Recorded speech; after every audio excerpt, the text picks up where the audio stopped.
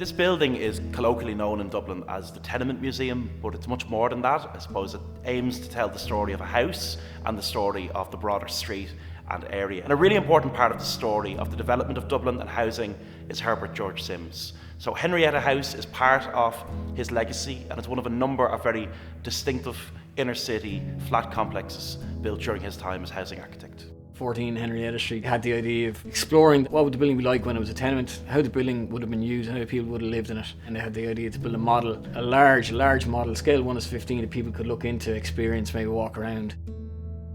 Do a lot of timber work on top of my architecture profession. Part of that would be model building and designing models, putting them together and figure out how they go together. So basically, you got to study all the survey drawings, the original architect's survey drawings, and see how the thing was put together originally. It's nice designing something and see it go together, seeing it take shape. And it's also got this really interesting layer of finding out how Simms and his team put it together 100 years ago, what they were thinking, how were they doing their brick sills, how did they get water off the building, where were all the gullies and the downpipes. And you can see all that kind of tech is in it, it's kind of really interesting. Like now there's kind of this thing where, we're the best at doing stuff because we're around now and we've figured everything out. There's really, I don't know if we have or not. And these guys were just as good as us, only they were just working at a different moment in time. And I think that's interesting to me. There's a little bit of overlap in my day-to-day work, which is the architecture side of things. It's really nice to see physical, real things getting built. This is my dad's workshop. So my dad, he's a retired furniture maker, cabinet maker, or antique restorer. He would have worked here all his life. All his kind of tools are here in the background, and I would have learned an awful lot from him growing up.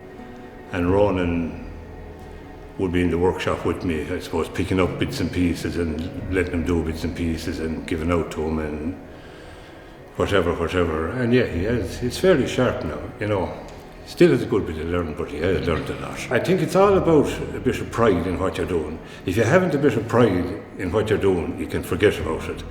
It's unreal the amount of hours that would go into something like this. It's just you're just doing it as a challenge for the love of the craft. The way furniture would have been built in the past, say Victorian furniture and Georgian furniture, as opposed to say nowadays things are more assembled and mass produced, whereas say where dad's expertise would have been, say, all that Morrison tenon, veneering work, making joints, studying how, say, the English built their furniture, how the Victorians would have built their furniture.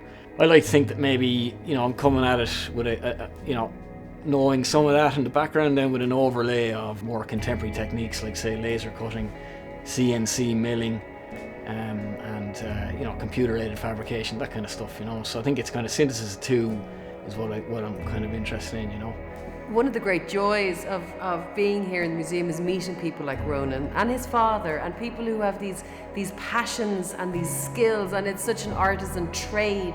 It's really great to see it here. The detail, every single floorboard and tile, the woodworking. I mean, it's phenomenal to kind of imagine the work that they do in their workshop to make something as accurate as this and as historically important as this. And we've had a great pleasure in encountering these kind of trades along the way in the work at the museum. To see a model of Henrietta House in this space, to see it as a museum artefact, I think that says so much about the importance of Simms. It's nice to see him and his work commemorated in that way.